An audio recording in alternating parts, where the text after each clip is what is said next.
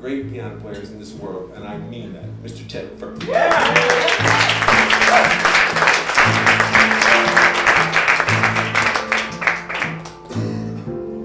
I got asked to go to Los Angeles to play a convention. This was a while back. They said, Mr. Leonhart, how much money do you want? I want $10,000. They said, how's 500? No. We're going to be negotiating. I came back with 7,500. They came back with 500.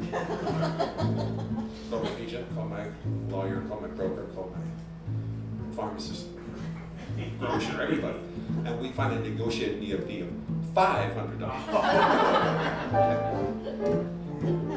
Good. I went to the airport.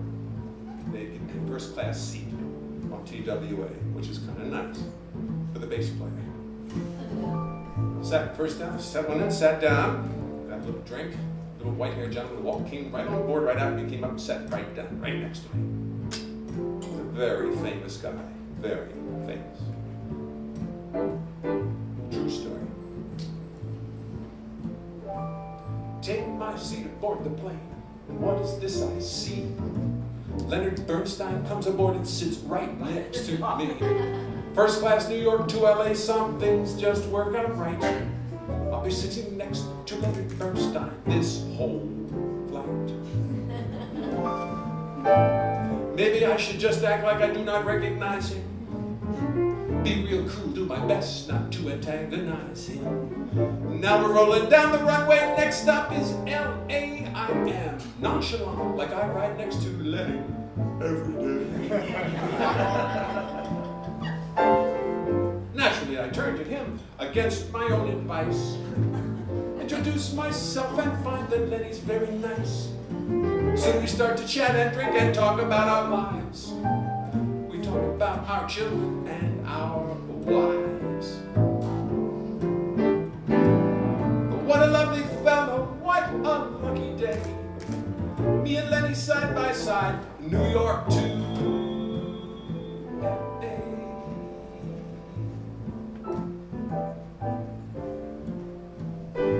Soon we're chatting, drinking, talking, like the very best of pals. Talking music, life, art, death, root canals. Now he's interrupting me, but really that's okay. Cause he's a lovely fellow, and he's got a lot to say. I recite some songs I wrote, he recites them back. For poetry and music, he seems to have a knack.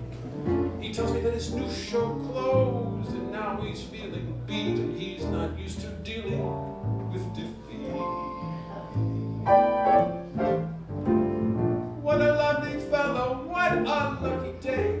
Me and Lenny side by side, New York to LA.